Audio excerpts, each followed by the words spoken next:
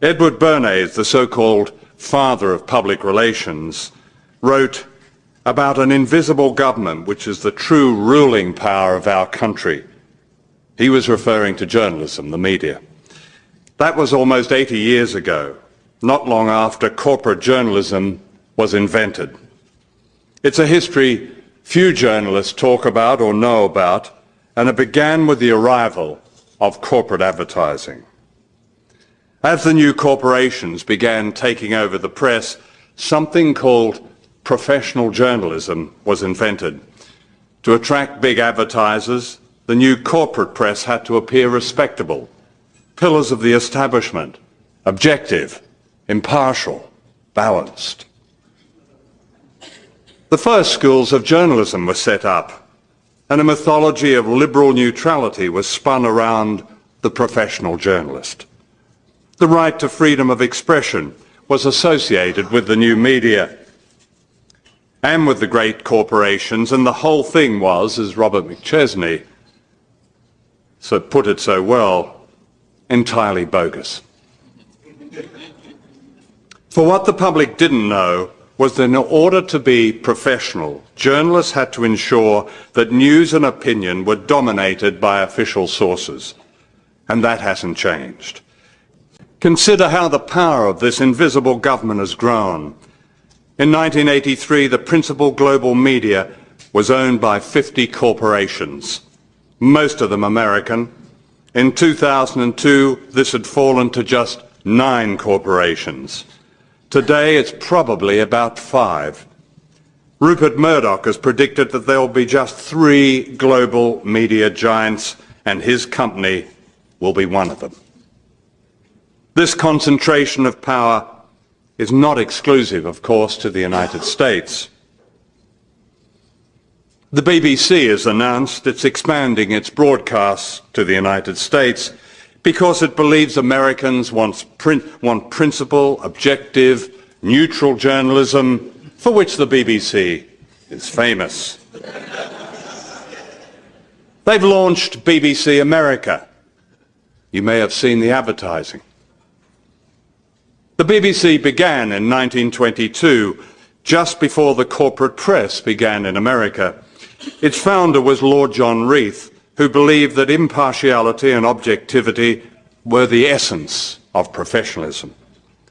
In the same year, the British establishment was under siege. The unions had called a general strike, and the Tories were terrified that a revolution was on the way.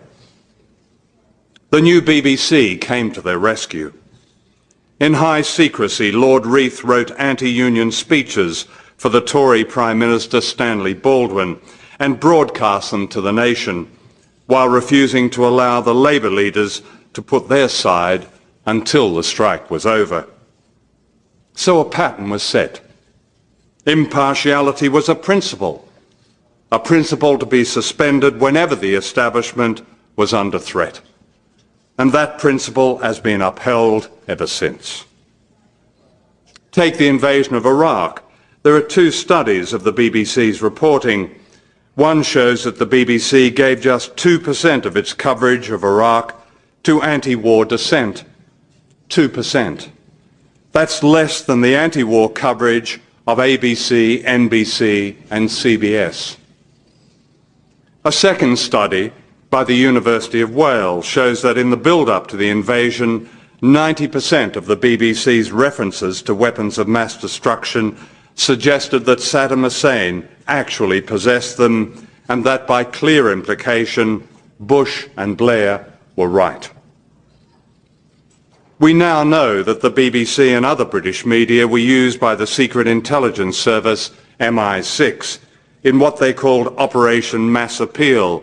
MI6 agents planted stories about Saddam's weapons of mass destruction, such as weapons hidden in his palaces and in secret underground bunkers. All these stories were fake. On August the 24th last year, the New York Times declared this in an editorial: "If we had known then what we know now, the invasion of Iraq would have been stopped by a popular outcry." Unquote. This amazing admission was saying, in effect, that journalists had betrayed the public by not doing their job and by accepting and amplifying and echoing the lives of Bush and his gang instead of challenging and exposing them. What the Times didn't say was that had that paper and the rest of the media exposed the lies, up to 1 million people might be alive today. In Iraq, an American enforced embargo that ran through the 1990s like a medieval siege and killed, according to the United Nations Children's Fund, at least 500,000 children under the age of 5. But, said Pinter, you wouldn't know it. It never happened. Nothing ever happened. Even while it was happening, it wasn't happening. It didn't matter. It was of no interest. Unquote.